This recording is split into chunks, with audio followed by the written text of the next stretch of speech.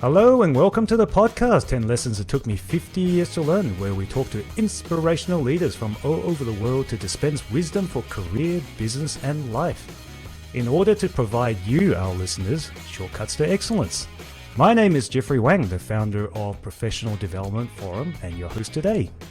This podcast is sponsored by the Professional Development Forum, which helps diverse young professionals of any age find fulfillment in the modern workplace. Today, we're joined by David Redhill.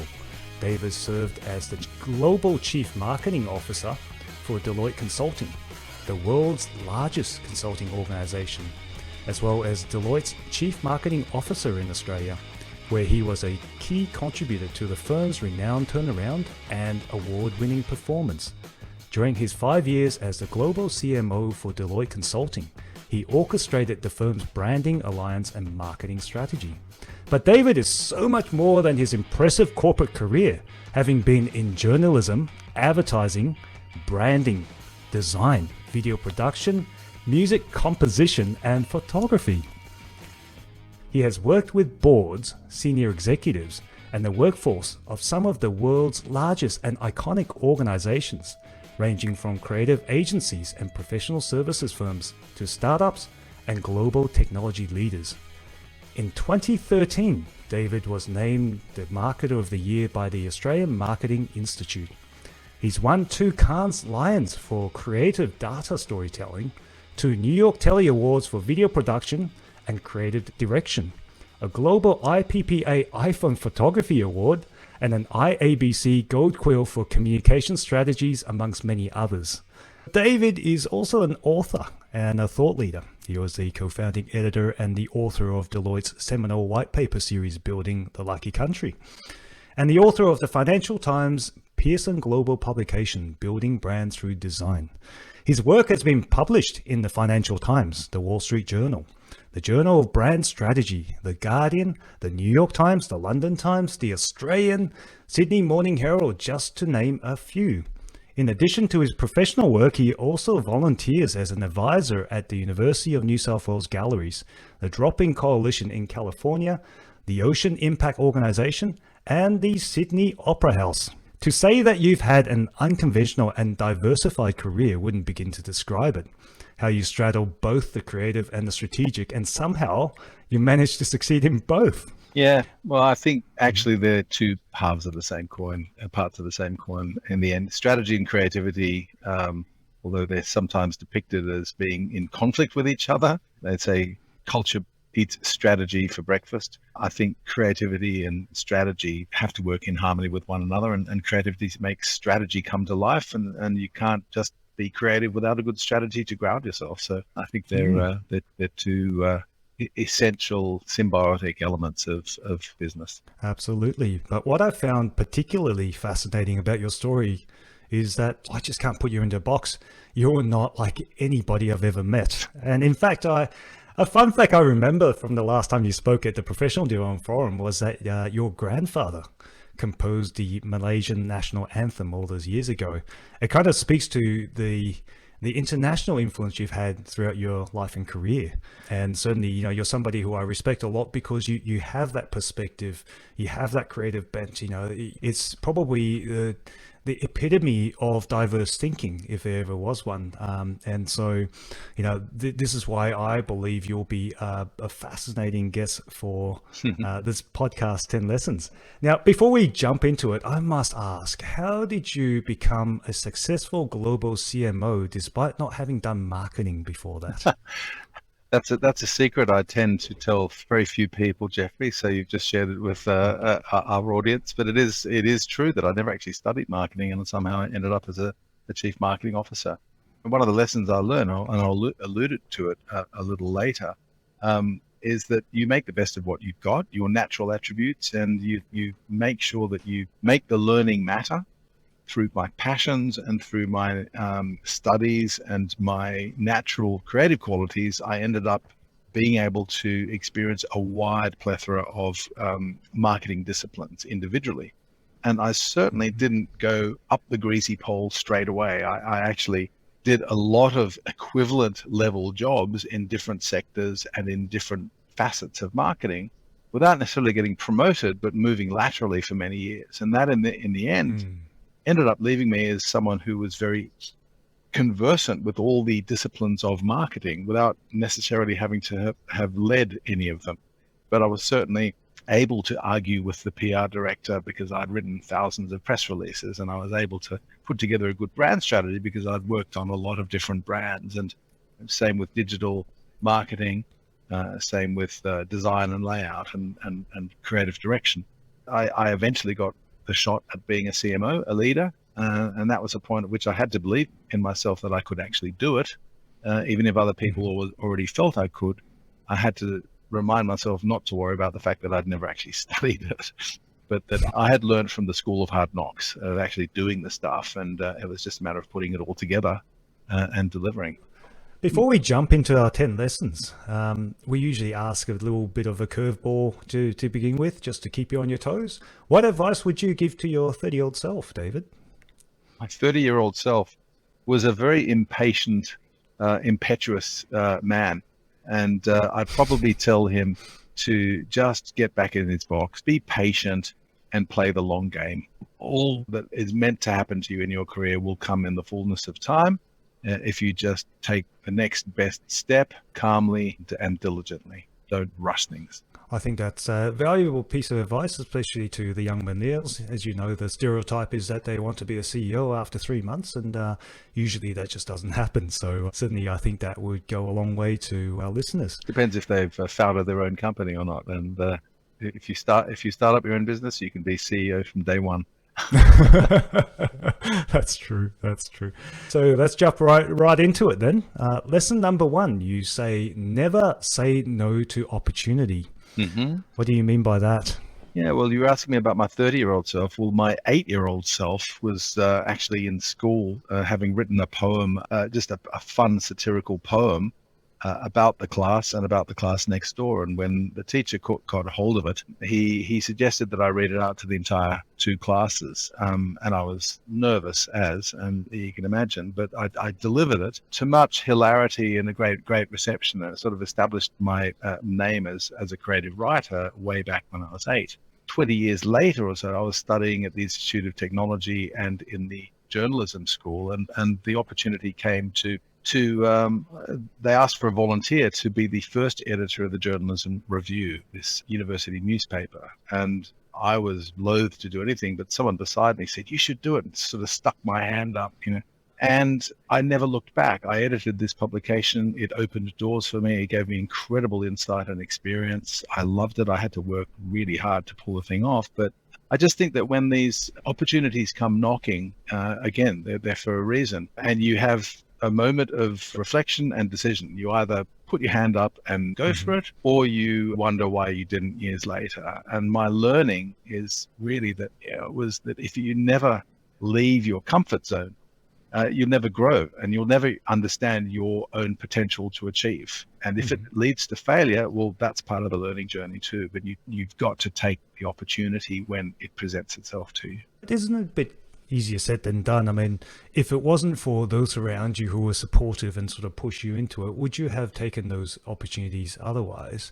And for those of us that always, and I suppose, if you've spent 30 or 40 years in your comfort zone, how do you go about taking that leap of faith? I'm not saying it's easy to do, and there are many times when I haven't taken opportunities that I'm still wondering about to this day. It's just a principle that I believe really resonates. Certainly when I think of friends and colleagues that have deliberated, vacillated, procrastinated for weeks or months about taking a plunge, whether that's the right idea. Very, very few of them regret that decision when they eventually make it. And I think that's part of my belief, is that this, the simultaneous desire for and dread of change is always in battle within us. I think we should listen to the inner voice, that if change is occurring to us, we should actually listen to that voice and go with it and change things, because the most common reaction to having made the plunge and taken the opportunity is, why didn't I do this earlier? I can certainly identify with that myself, which I think it might be related to lesson number 2. Your values are your best guide. Tell us a bit more. Yeah, well, that was a political situation I got myself into. As a result of being the editor of the Journalism Review, I was offered a job in a potential cadetship in a large news corporation, one of Australia's biggest privately owned businesses. And I won't go into the details of who was involved or the owners, but at that time, the ABC, our national broadcaster, was cash-strapped. And the suggestion being made by this news organization was that they provide their own journalists around the world, their stringers, as a sort of a syndicated provider to the ABC. And I felt very passionately as a journalist that the ABC should retain its independence, and it shouldn't. Once it started taking news reports from private company journalists, there was a conflict of interest. So at the same time as applying for this job and in conversations with this news organization, I wrote a feature article in the Journalism Review condemning this, challenging this notion that this same news organization should be offering this route. And of course, it cost me the opportunity to get a job with the organization in question. So it was pretty naive in one respect to sort of write an article attacking the organization I was applying for a job. That's what's called a CLM, isn't it? A career limiting move. But Jeffrey, it really didn't sit right with me. As a matter of fact, I didn't get that job, but another better door opened up for me. And in fact, I took a job in a hardware company, one of the first large computer companies and organization in Australia. I learned all about technology in the birth of the digital age from the ground up. It didn't hold me back as a journalist. It was the best first opportunity, first job I could have had. And I never looked back. I never regretted it. So my learning again was, if it doesn't feel good or sit right with you, then don't compromise your principles or cut corners to get ahead. You know, hard work and integrity in that work will get you where you're meant to go, and you'll be able to sleep at night. You'll be able to live with it. So that was a profound learning. It was one of those sliding doors moments, Jeffrey. I could have gone that way, and I elected not to, and I went in a very different direction that I've never regretted. When did this happen? Which year? Yeah, this was in 1983. 83. Yeah, oh, yeah. Wow. So this would be before the digital age. It was the birth of, it was that year was the first appearance of, Microsoft programming for laptops, for personal computers. And it was sort of taking off here in Sydney. I was working for as I said, a hardware manufacturer, which was more focused on distributed resource systems, word processors, and the first barcode scanners in the world for retail. And in fact, I got to cut my teeth launching barcode scanning in Australia as a retail technology. But those were the days when mainframes were buried down in the basement, and every week or so they would fire it up and push through a bunch of batch processed payroll and sales data. It was really one step up from tabulator machines. It was really quite primitive, and the firepower, the data power of those machines, which were the size of rooms, would easily fit inside an iPhone these days. So it was a great opportunity to work at that stage so early in the technology industry, and it demystified technology for me because I just learned of it as a tool. Ahead of the curve ever since. So that's truly exactly as you described. It's truly sliding doors moment, because who could have predicted that technology was going to be such a big dominant part of our modern conversation. Now, the second part of the lesson that I had a question for is about how it's about how much the world has changed, right? So, I mean, from what it sounds like, that you took a principled stand, and you were punished at the beginning, but you were ultimately rewarded for taking those principled stands, right? Now, does that apply to the world as it is today? Because, and I'm thinking about the modern culture, you probably heard about the cancel culture, or, if you were to say something that is, against the public narrative, you're almost making a very career limiting move, even when it's the truth. And we're talking about this age where facts also change over time. The facts always change over time, but it's almost, if you're too far ahead of the curve, you get into all sorts of trouble. So I guess that's a long way to ask my question that, do you still believe in today's day and age? Do you still believe that your principles are still your best guide? Yes, I do. I do, Jeffrey. It's a really good question. Your suggestion that I've kept ahead of the curve is actually inaccurate, because I don't think anyone really stays ahead of the curve for long. There's always stuff that's overtaking us and that we've got to catch up with. This sort of shift in values and language and the nuance of interpreting past behavior, actions and words. It's extremely difficult. It's extremely difficult because something that was acceptable even 5 years ago, with a shift in values and focus on some justifiable focus on some abhorrent practices which have always been accepted, are now being confronted. We've got to go with those sort of standards that are being upheld as indicative of decent human behavior and values.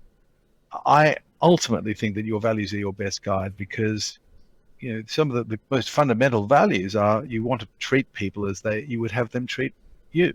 That's a universal mantra of mine. And we all know what good feels like and good looks like. And we all know that people need to do as they say, not be hypocritical. I think that if you adhere to those universal values, if you are pretty consistent and you also admit when you are confused and you don't know it, I think you get to the right place and you make the right decisions. And again, it's usually values driven. I think the expression of values and the outcome of decisions of values, they do change over time and the way words are interpreted. But the values at the core are the universal values of the human condition. They do not change. We all have the same hierarchy of needs. We all want to be valued. We want to be treated with respect. We want to be loved. We've got a range of other needs in our life to feel relevant, to feel like we're making a difference. If you treat people not around you in that knowledge, show them respect, help them along the way, you can't go wrong. You're not going to be cancelled. If you want to go out on a limb and start criticizing or taking a fervent stand on something, you've just got to be very careful. You've got to think through the consequences of your language and your action. And I agree with that. I do believe that values don't change over time. Our underlying fundamental values that underpins us as human beings should not change over time. And so, potentially what we're seeing is a storm in the teacup in the expression of those values rather than the values themselves. So wise words indeed. Now, lesson number 3. What do you mean by don't die wondering? So, as you alluded, I had an international career. I left Australia in 1985, supposedly for 5 years, and ended up spending 20 years abroad. And, I got to live in some extraordinary places. I lived for a few years in Barcelona and Spain. I lived in France. I traveled through Asia for a couple of years. I lived in London for 9 years and traveled all over Eastern Europe, South America. And then I moved to San Francisco and lived there for 5 years during the first .com revolution. And I got, familiar enough to find my way around 20 other major cities in different parts of the world. So when I eventually came back to Australia, one of the common sort of reactions was, gosh, you're lucky that you did that. You're really lucky to have had that life. And something didn't sit that well with me about that, because in fact, there was a lot of challenge in that. If you spend 20 years walking down streets that you don't know the name of, and walking into rooms where everyone's speaking a language that you don't, and you don't know anybody, if you're putting yourself in constant situations of uncertainty and ambiguity and risk and living hand to mouth because you're always changing, when your old friends back in Sydney are building a career and making money and establishing families and getting into the microcosm of the community, that's not luck. That's an outcome of choices. Those are choices and decisions that you may make in life. And I happened to make those decisions because I couldn't not make those decisions. That's who I was, and it was right for me. But at times it felt that I wasn't lucky. I was crazy at times. This is not a good move to be here, and why am I doing this? So I don't know. My learning in the end was that path that we're all on is one of a search, and we have to be true to that search, and we have to keep searching. And if I hear regrets from people that they didn't do it, it's never too late. I would say never let your curiosity go to sleep. Take those risks and push the boundaries, because ultimately, if you want to achieve something in your life, I'm not talking about being famous or being an achiever, but if you want to feel that you've fulfilled your destiny and pushed yourself to search and found out things about yourself that you wouldn't have had you stayed in one place, ultimately no one is remembered for being safe. The people who are remembered are those who stuck their necks out, took a risk, at times got a bit crazy, and at other times got lucky. But it's not as simple. Just the point being, don't die wondering what might have been. Just do it and make the best of it. There's a lot of gems in that. So, first thing I picked up was the fact that you said it wasn't luck. I mean, there were, I think one thing, the word I'll probably use is sacrifices that you had to make in order to get what you got out of all the risk that you took, and the times that you had to face uncertainty and be really, really outside of your comfort zone. But having said that, I think the other part I took out of that is your self-awareness, the fact that you knew what you wanted in life. You knew that you had to be uncomfortable. You knew that you had to throw yourself into the deep end and see what happens. Not everyone has that level of awareness, and unfortunately, they die wondering. Funny you should say that, Jeffrey. I still wonder what I'm going to do and what I want to be when I grow up. When you eventually grow up. I mean, knowing what you want to do in life, a lot of it is just the next step. You take the next best step, and it leads you somewhere you didn't necessarily know where you were going to lead. But I also want a caveat when you say making sacrifices. I'm incredibly privileged. I came from a middle class, privileged background where I went to a private school, and I had a financial cushion that I could fall back on if things didn't work out. So I just want to make sure that that's understood. And that idea of leaving things behind, well, you could in the 1970s and 1980s leave things behind. These days, it's a little more difficult because we're all so interconnected. You go to the other side of the world, you can still be on a camera with your parents and your best friends 24/7. So it's a very different world that we live in. But I still do think that there's a need for people to go off-piste. Again, explore the road less traveled, get outside of their comfort zones, and test themselves. The unfamiliar and the uncomfortable has a real habit of making you grow up fast and learn things about yourself, which are very valuable as you take them forward. Indeed. Now, I like the next one, and I'm guessing this might have something to do with being an international executive. You say that the best conversations aren't always in words. What do you mean by that? It's actually nothing to do with being an executive, Jeffrey, though I can see why you may have gone down that route. This is to do with music. I'm a passionate guitarist, and when I traveled for sort of 2 years through Asia, I traveled with a guitar, and I had a wonderful time playing with Indian, Nepali, Tibetan, Thai musicians. And any time I pulled out an instrument, it was almost a way of giving something back into the society I was moving through, because it certainly intrigued other people from other cultures what I would play them, whether it was a pop song or a Bob Marley tune or a classical composition or whatever. On my last night in Asia, in Sri Lanka, I was in a doss house. It was pretty ropey, but it was a place to crash for a night before I got the plane to Europe the next morning. And I was working on a Bach cello suite, a classical piece I'd been muddling through for some months.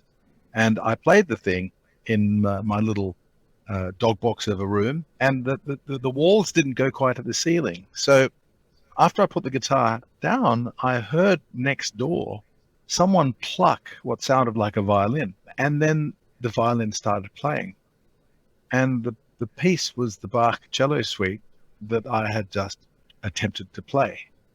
And whoever it was playing this thing played the entire piece through perfectly. It's absolute virtuoso. Wow.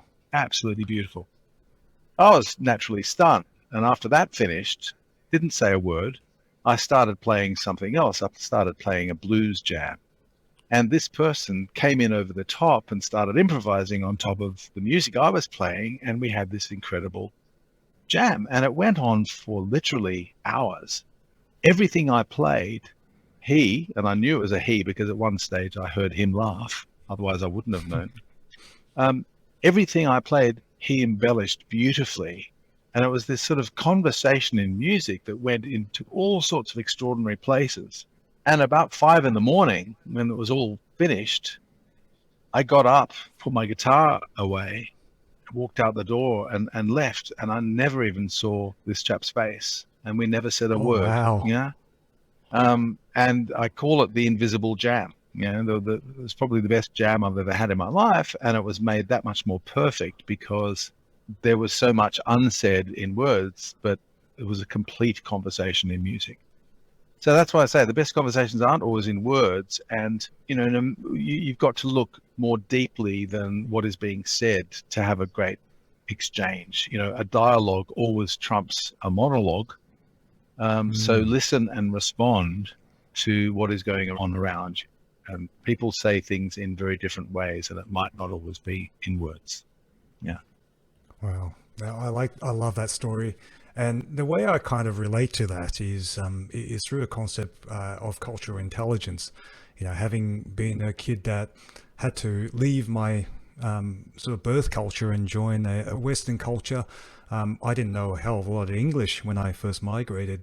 But then I learned very quickly that a lot of the communications that we have between humans aren't necessarily in words. And you learn very quickly to have, to grow empathy, to have other ways of connecting.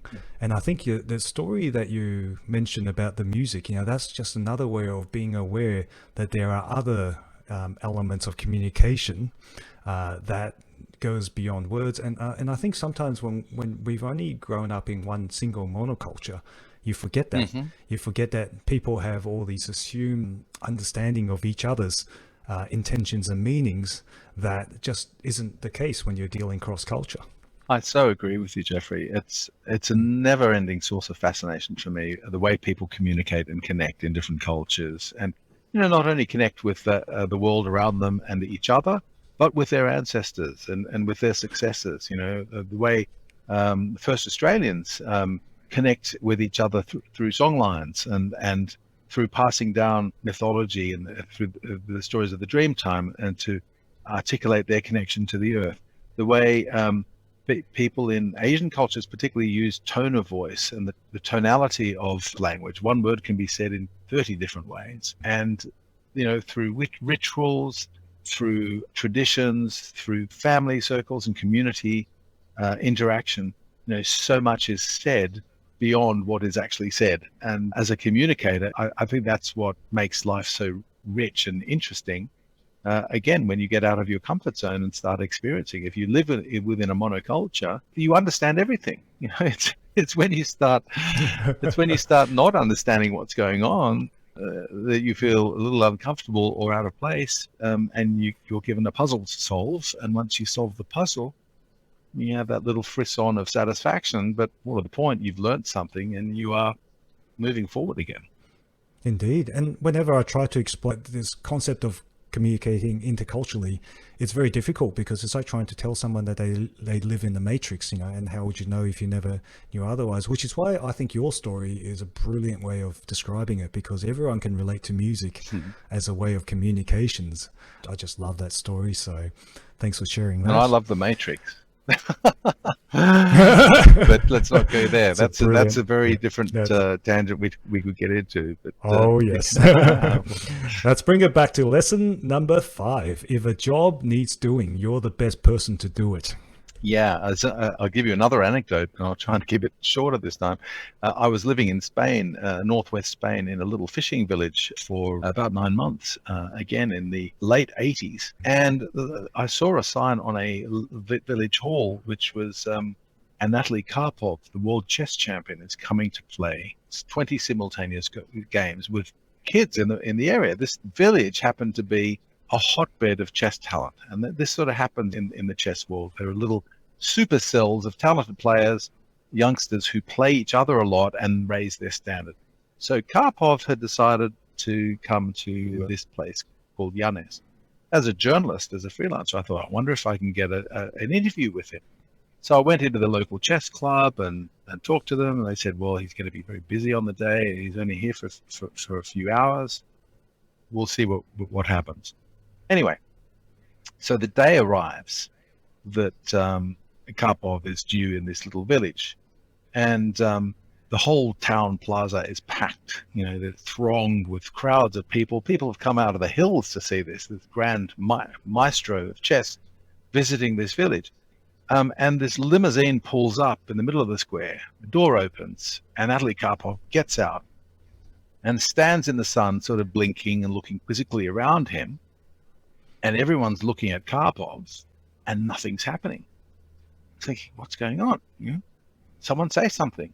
Turns out Karpov was of the understanding that they were going to provide a translator. The village assumed he would be bringing his own. Yeah. So nobody spoke Spanish and English, and I suddenly dawned on me what was happening. And my father is Russian, so I stepped forward and introduced myself in Russian. And he said, "Oh, well, what's happening? Where are you from?" And I said, "Well, I'm from Australia." And he said, "I'm going to Australia next month for the first time. What are you doing here?" And it went from there. I ended up translating for Karpov for the entire day. 20 simultaneous games in front of the whole village. Explaining in Spanish what Karpov was talking about as he was analyzing the moves. I was pushing my Spanish to the limit, as you can imagine. Translating back for him from what the locals were saying, and it just happened to be that there were very, very few people who even spoke English in this part of remote Spain in the late 1980s. And it went on, and in the evening, I accompanied him to the airport at Santander, about 100 kilometers away, and I managed to interview him on tape because I developed a good enough relationship for him to trust me. And I wrote as a journalist this 4-page feature article that was published in the World Chess magazine, and it was literally Karpov's first ever open interview about the political situation that had emerged between him and Kasparov, his successor as world champion. There was a lot of bad blood between them, but he was very candid with me. I took photographs of him, and I had this 4-page feature, which was like an exclusive first breaking story.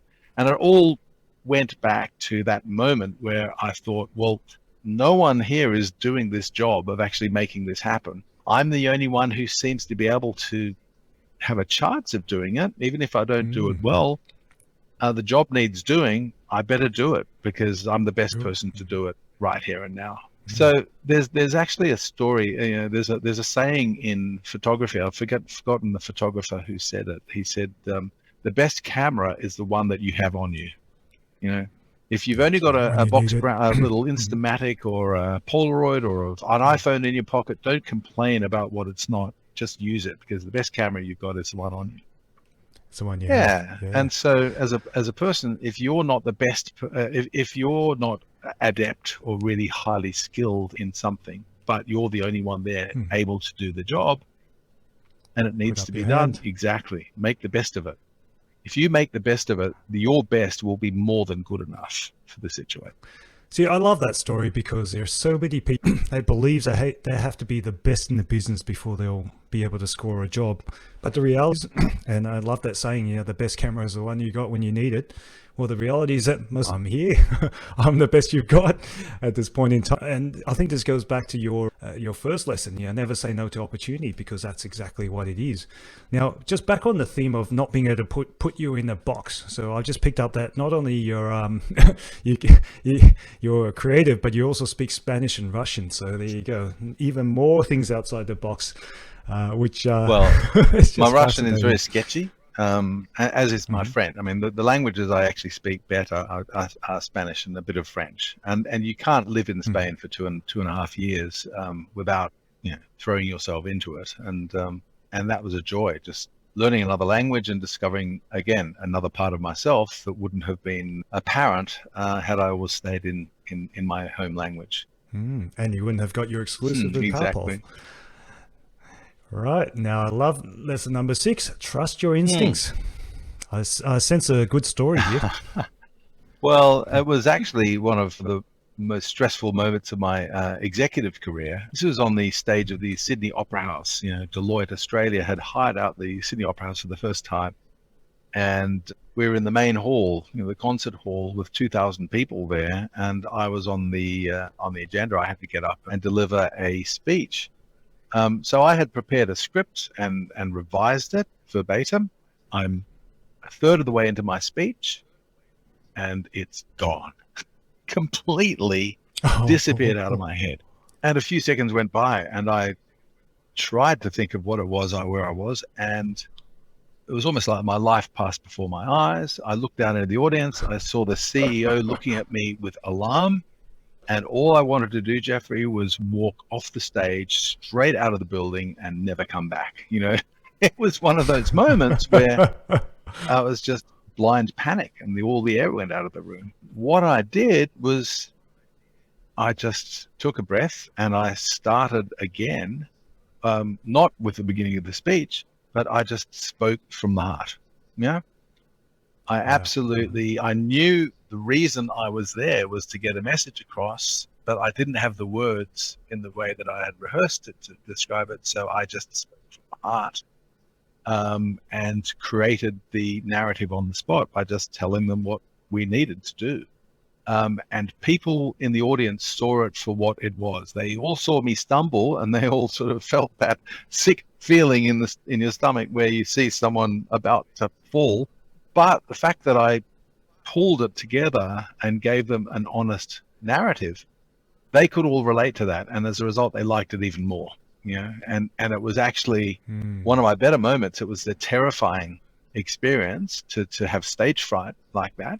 Everyone goes through it at one time. But my learning was, be prepared for that to happen. Trust your instincts in the moment to stay real, and be prepared to change the script. Nothing ever goes perfectly as planned. There's always a technical hitch. There's always a dog starts barking. There's always something that doesn't go to plan. So just go with it, be authentic, and stay real, and you can pull it off. Great advice. And I do believe that we are very good, human beings are very good at picking inauthenticity. And I personally believe that speech that you gave was probably more real, more authentic, and more impactful than probably the one that you rehearsed. It's times like those that I think, you probably inspired some spark of genius that, was somehow better that what you could have prepared had you had more time. I wouldn't put it in that category. I'd say it was just the product of sheer desperation. And my career was on the line. And when you're backed into a corner, you've got to pull something out of the hat. It wasn't pretty. It worked. I think people enjoyed it because they saw me go so close to the edge and pull back from disaster. So whatever I said thereafter, at least it was half comprehensible. So not sure it was that inspired, to be honest. But anyway, I think as bad as it could be, you can always say something for yourself, and just be prepared to strip back to the basics and say what's on your mind, say what's in your heart. And again, it'll be good enough. It will be good enough. Now, lesson number 7, creativity isn't the preserve of artists. What are you saying there? That we can all be creative? Absolutely. One of my favorite quotes is Brian Eno, the great English polymath, musician, artist, digital creator, curator. He says, art is everything that you don't have to do. And basically what he means by that is we all have to wear clothes, but we don't have to wear Chanel. We all have to eat, but we don't have to eat baked Alaska or tortillas. The fact that we embellish anything in front of us that we don't need to, well, that's art, that's creativity. The first part of my career was working in communications and journalism, and it was very hard-nosed, dry and messaging. It was always the science end of that creative spectrum. As a journalist, formulaic writing, who, what, when, where, why, in 25 words or less. It's the first draft of history. But when I joined a creative agency, Landor, a design agency, I felt like for the first time I was bringing my whole self to work. And for a few years thereafter, I reveled in that opportunity to combine my passions in music and literature and creative writing and photography by building brands for business and creating an emotional resonance for a business message. But when I left Landor and went to work back in a Big Four consulting firm, Deloitte, I felt devastated. I was sort of selling out to work on the client side, and that I'd never get a chance again to be creative, truly creative in my professional work, that I'd have to compartmentalize that into my private life again. So what a ridiculous notion. I was so wrong. All the global roles I did thereafter at internet agencies and middleware companies and management consultancies, they all benefited hugely from me bringing creativity and emotion to fairly dry topics and pretty staid articulations of what those companies did. And Jeffrey, you know what? It made me realize that in all the jobs I've ever done, and I've done quite a few, between times, I've lugged boxes and I've written stories and I've weeded gardens and I've produced videos and I've reordered alphabetical files into numerical order and I've washed dishes and peeled potatoes and I've driven taxis and I've done some wonderful creative work. But in all those jobs, there's always been ample opportunity to be creative. Right. And my lesson is that there is art in everything. I have never yet met an individual who works a black and white job. Everyone is creative. They may not think it in that way, but they are absolutely creative in the choices they make because they're all doing things that they don't have to do to make their work more interesting and more accessible and more enjoyable through creativity. I can absolutely relate to that. As a Asian kid, you're often told, you'll be good at maths, and that's what you should focus on. And the problem is that it becomes a bit of a self-fulfilling prophecy. So guess what? I studied, maths and science, did a really good score, get a good HSC. What I never really understood until later on in my career is the sheer enjoyment of the creative side of me and how important it is that I satisfy that in order to feel happy and fulfilled. And it's no surprise then that I actually didn't end up in a technical career. I work in IT, but I'm a sales guy. And the reason I'm a sales guy is because I do enjoy the interaction. I do enjoy the presentation. I do enjoy the creative liberties I can take when I represent a message, and the impact of how that framing, how I, describe and link the benefits to the solutions that we're trying to sell. It's that creative element that really, really engages me, and I wouldn't do it for anything else. I wouldn't do any other job. I mean, I do love the technology, but it is the creative side of it that makes my job really, really enjoyable. So, I can absolutely attest to that. Now, I only wish my parents knew that. And let me actually study, things like English or join the debating team or. Well, you got to the right place for you in the end, and that's a really great story you've shared, Jeffrey. And it is absolute stereotype amongst Western kids and adults like me that if it's maths oriented, definitely the Asian kids will be at the top of the class, and that assumption, number one, should be cancelled. Cancel culture should be absolutely, put out to us, because as you say, it's a self-fulfilling prophecy. You actually stereotype people that way. You put them in a compartment. Of course, they're going to perform the way you think they should. That you expect. And that to me that's infinitely sad. That so many generations of people are shunted into disciplines and categories where they're not actually realizing their full potential. They're actually looked at for their physical characteristics or the mental aptitude or something, and actually their destiny is given to them and shaped for them instead of them finding their own way. Yeah, and the absolute travesty is that because they aren't finding that fulfillment in what they do, that they've never realized the best in themselves, that all that they could be. And I think, if anything we could do with this podcast is to encourage that creative side. You may be good at maths, but for you to be all that you could be, straddle both sides. I think if that's the message that we can get through, that's what I like them to take out of this conversation. Absolutely. And you can be good at more than one thing. You can actually be good at a number of things, which may not seem complementary at first, but you will be able to draw some pretty interesting connections between them. When you get an economist who is really interested in classical, Renaissance painting, and can then tell stories and use metaphors for what happens in those paintings to describe economic policy. Well, that's an economic lecture I want to sit through. Yeah. That's right. And we've all heard the age-old story about how Steve Jobs dropped into the calligraphy class, and now we got fancy writing on their computers. Yeah. So, lesson number 8, and I love this one, because you said, be a sponge, a squirrel, and a thief. Yes. Be a sponge, a squirrel, and be a thief. Yeah, absolutely. When I was CMO at Deloitte Australia, I worked for a guy who really inspired me, the CEO, Guillaume. For many years, he was an inveterate, insatiable consumer of business books. Every year, he got a big idea from a Harvard professor or MIT big thinker about where business was going, or digital disruption was taking us, or whatever, that was published as a sort of a New York Times bestseller on the business books list.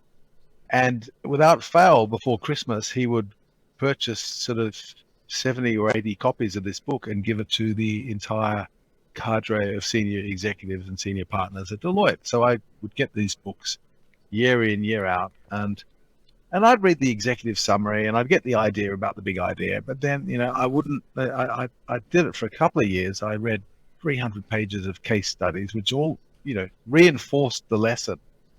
But I really had already got the idea from the executive summary. And eventually I just thought, no, I'm just going to read the summary. And one year I told him this. I said, I'm going to give you a book. I'm going to give you a book for Christmas, because you always give me one for Christmas. And I gave him Siddhartha by Hermann Hesse, an 80-page parable about the journey for truth and the inner self. And when we talked about it, I said, look, I would not be a good CMO for you. And I wouldn't be the person I am if I was just reading business books all the time. Yes, I'm a CMO for big business and we've got to know what's going on, but I need to sponge up references to ancient history, to pop culture, to children's cartoons, Japanese manga comics, dance music, symphonies, Twitter feeds, and exhibitions in great galleries. You never know when that oblique reference that I pick up from something completely detached from what we do is going to come in handy and give me a great creative idea to drive a campaign. So he never read Siddhartha, I don't think, but I really believe that you've got to be, as a leader and as a great marketer, you've got to be a sponge and soak up things from all directions and never think that something isn't your territory. Just seek and find and bring it back, and be a squirrel. Store those ideas, document them, record them somehow, and store them away in your memory banks, ready to bring to the table when you're looking for lateral inspiration. And don't hesitate to put them on the table when you need to help solve a problem. You won't be ridiculed, you'll be thanked. So be a sponge and be a squirrel with that stuff. And don't worry about being a thief, because if the reality is that all the great ideas in business today are derivative. Steve Jobs used to admit openly that he wasn't the inventor. He just put great ideas which are already out there together. So borrow and adapt ideas from all directions. Sure, be sure to credit them if you're lifting images directly or quoting copy, verbatim. You've got to credit the authors. But be a thief, from all directions. Ideas that succeed in one category, they just might, with a smidgen of adaptation, succeed in your own category. And that's really the lesson for me, is be a sponge, be a squirrel, and be a thief, and you cannot go wrong. So I love that reference, because it is such an interesting way to look at this particular problem. But the issue I think that I'm seeing in a lot of corporates today is one of groupthink. And when people tend to all read from the same, when they all sing from the same songbook, for example, these business books that you talk about, these are called management fads, right? Everybody's gone through them, TQM, Six Sigma, and when you repeat it enough, it becomes the truth or becomes the narrative that everyone accepts. And it's kind of a bit of, again, self-fulfilling prophecy, because that's what everyone reads. And yet, for the truly transformational leaders, are the ones like you spoke about, the Steve Jobs. It's the sponges that can join two completely disparate concepts into something brand new, and understanding how that works. And this speaks to a lot to another topic that I'm very passionate about, which is around diversity. The diversity of thinking.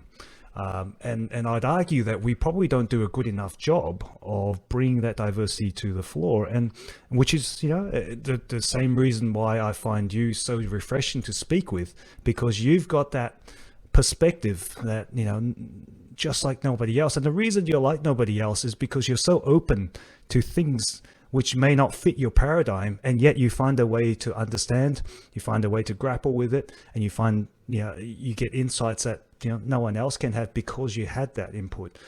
The question I have for you, though, is can you teach that? Can you teach how to be a sponge, and can you teach an open mind?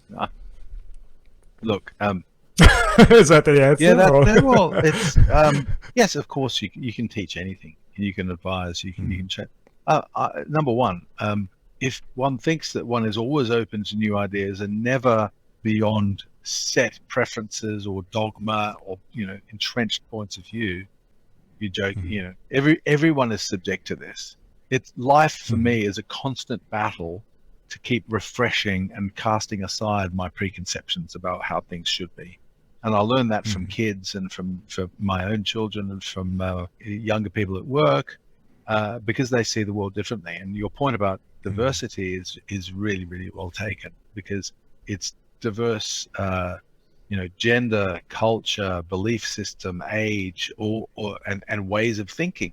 And I happen to think that, one person can be infinitely diverse, because you never feel the same way on 5 days of the week. Some days you go in, you're in a really bad mood and really dogmatic, and others you're at peace with the universe and very open to suggestion, and very you can riff on other people's ideas and build something magnificent.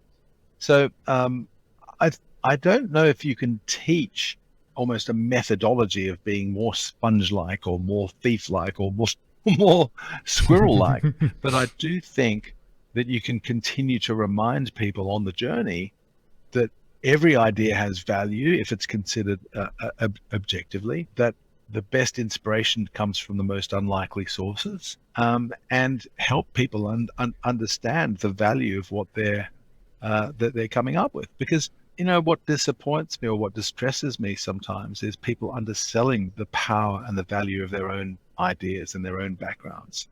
I've always felt that everyone in the world has a fascinating story to say, even if they think, I haven't done much with my life, or I haven't worked in many and I'm not very good at it. You probe and you find the passion and the insight and the self-knowledge is always there. You've just got to figure out a way to unlock it.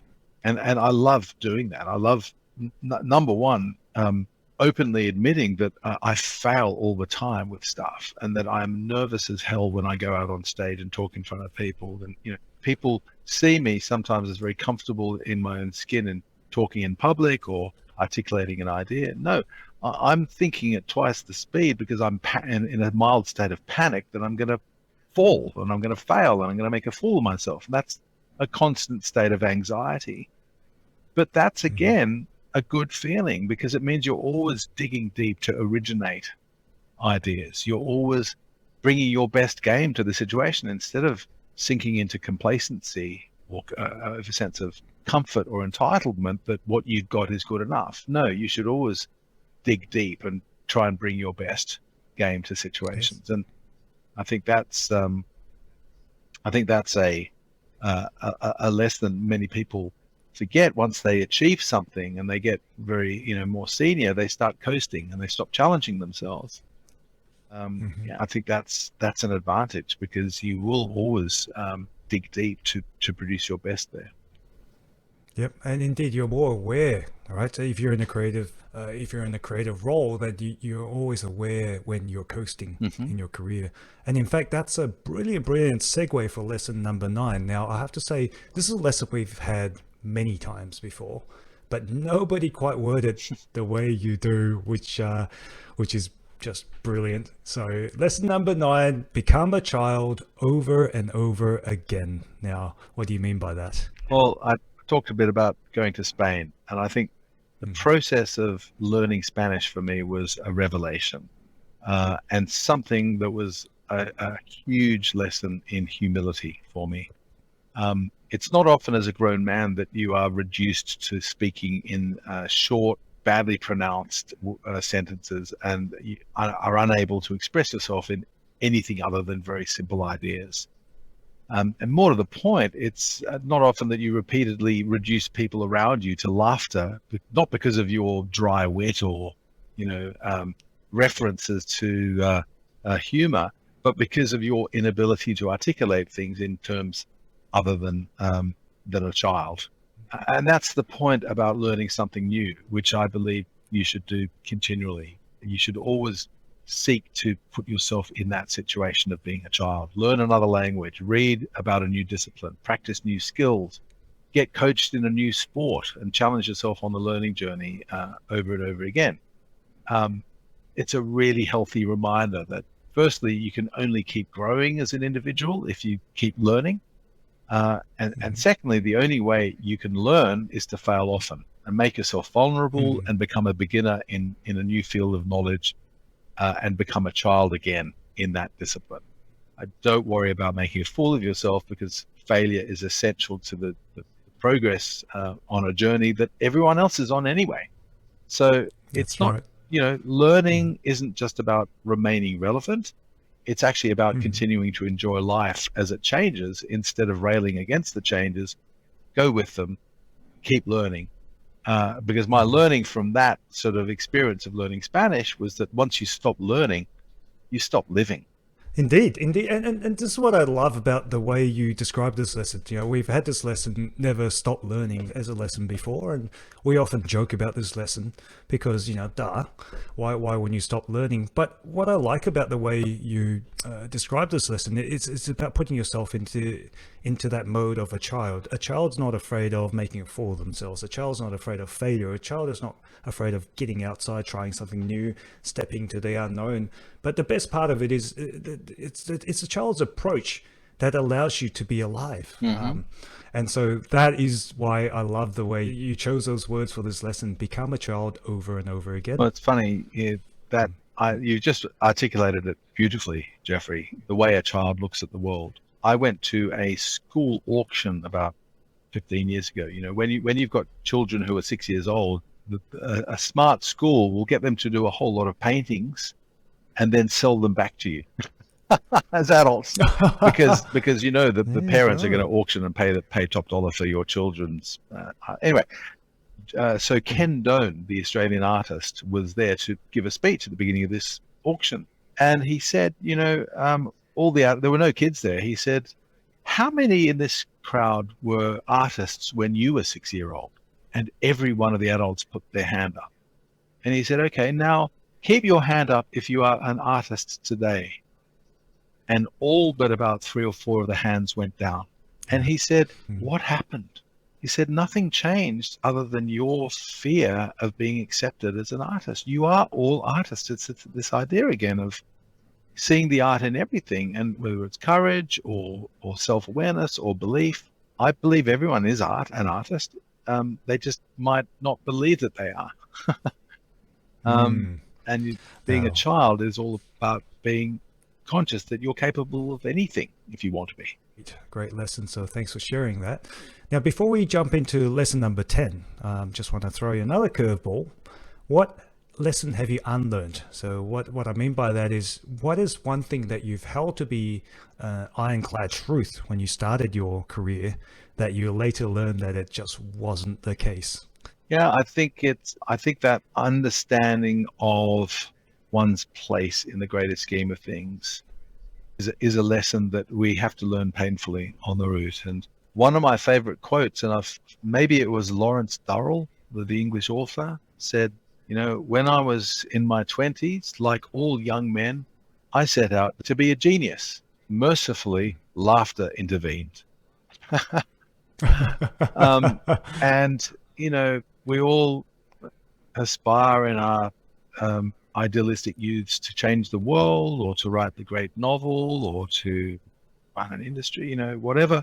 The point being that no matter how high you go, there's still summits yet to be climbed that you will never get to. You've got to recognize that we're all just passing through. And the lesson I learned along the way, well, the lesson I unlearned was that, in the end, it's not material or career or reputational achievements that actually make you fulfilled. It's simply the happiness and the love of those around you that make you happy. And if you can maintain that and good health and enjoy life, that's more than enough. That's very profound indeed. And so we'll end on lesson number 10. And I suspect this will be a pretty altruistic lesson as well. The reward of paying it forward are priceless. I suspect you're talking about helping others. Yeah, well, paying it forward is what's commonly known in certainly in places like Deloitte and professional services about the next generation, giving them the opportunity, paying, the fact that people have invested in you, your elders, and so it's your duty to pass it on to the youngers. I wouldn't even describe it as an altruistic motive, Jeffrey. I actually think it's quite expedient and hard-nosed, because it's the way the world works. If we don't take the lessons from our elders, we're just missing a huge opportunity. And if we don't pass them on in turn to the people who come after us, we're cutting ourselves short in terms of investing in our heritage. I was always grateful to my elders and my mentors as I started out and progressed through my career, but I didn't actually realize how much they shaped me until I started thinking about these lessons in advance of this podcast. For many of the lessons I've talked about today, I gained the learning myself, but only after someone pointed me in the right direction or challenged me to deliver or invested their faith in me. And once I started getting more senior positions with larger teams of young folks under my leadership, I began to see the opportunity to help accelerate their learnings and frequently to avoid the mistakes I'd made, and for them to take full advantages of opportunities they might take for granted, but which would, unbeknownst to them, benefit them hugely in the long term. And the biggest point of all was that by paying it forward and helping the next generation by imparting some experience and whatever wisdom you've picked up along the way, the learning actually comes back fivefold to you. When you're working with people at an earlier stage of their careers who see things differently and who assimilate information more readily than I ever could, and whose adeptness with technology while maintaining perfectly normal relationships on and off screen, that's all taught me immensely in turn. I have benefited hugely from that. And so paying it forward isn't just a one-way thing. It's actually very much a co-creative, mutually beneficial act. And so my learning in that was that I guess our value does not wind down as we reach the end of our corporate careers. It's crystallized and enshrined in the generations that come after us. And it's a worthy and really fulfilling legacy to leave behind if we make the effort to invest in it wisely.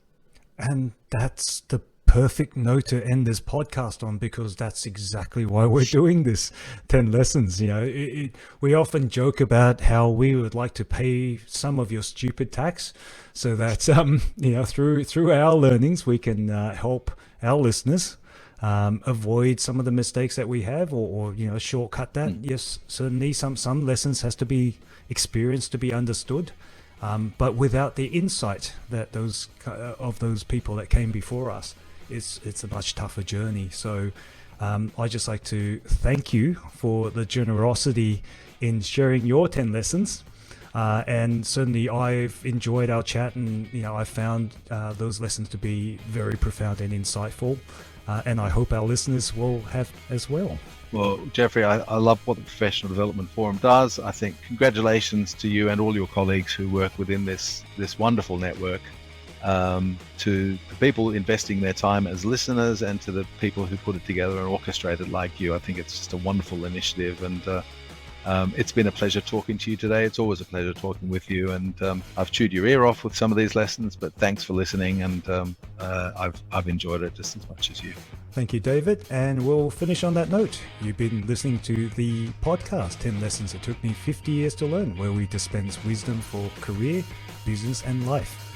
Our guest today has been David Redhill, sharing the 10 lessons it took him 50 years to learn.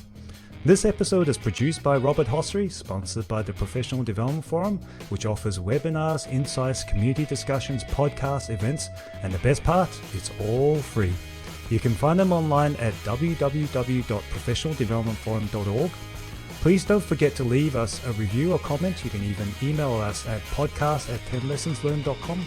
That's podcast@10lessonslearned.com.